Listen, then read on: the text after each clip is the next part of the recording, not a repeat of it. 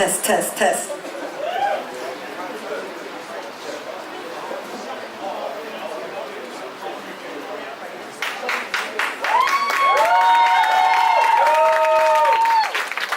Hello, everybody.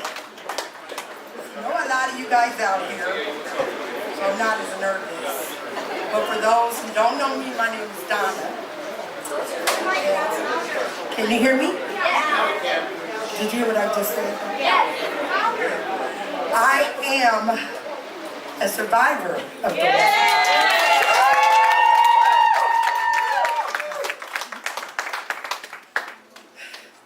At first I wanted to say, you probably see me running around nervous and all that. Well, today is the day, a year ago, that I was stabbed 14 times. So this is like the celebration of that, but I'm turning that into a celebration of life because the Lord see me through and I'm still here.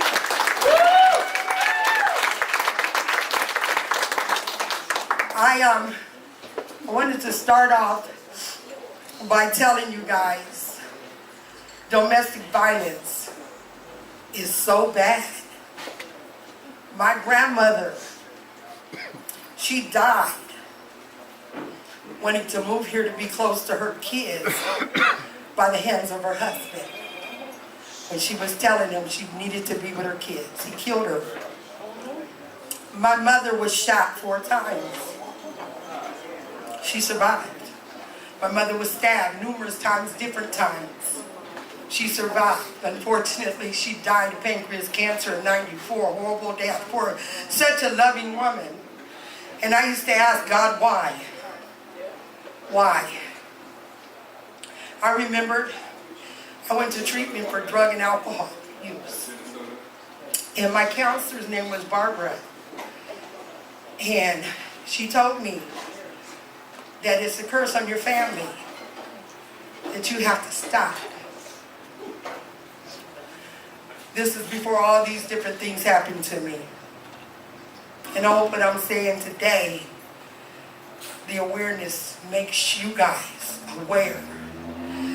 You see, domestic violence doesn't just happen to women. It also happens to men. It happens to those good men that were raised never to put your hand on a woman. That women have abused them, put their hands on them, send them to jail.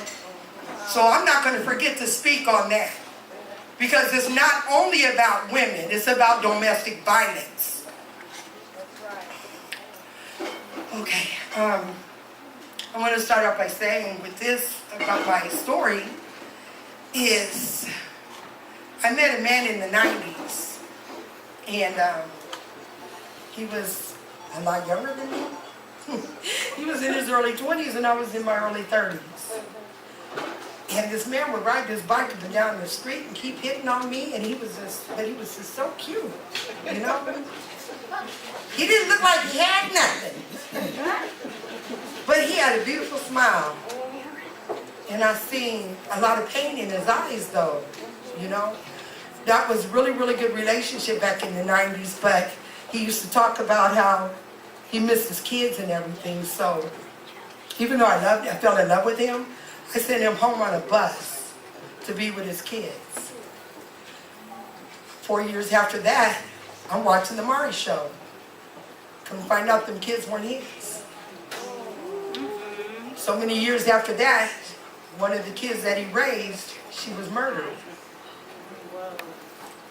So you see, this is a man that was broke. He was in foster care all of his life, and he ran away from foster care when he was 15.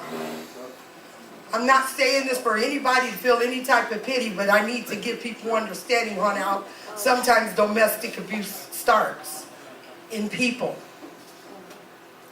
Okay, I ended up seeing him a few more years after that, and he was trying to holler at me again, but by then I was in a relationship, so I don't cheat on the man that I'm with, so. Anyway, a year and a half ago, I seen him on social media, Facebook, everybody know about that. And he was working out of town. He left his job in this new apartment that he just got to come here and be with me. When I left my husband from domestic violence, I remained single for 8 years. And during them 8 years, I got closer to God. I gave my life to God.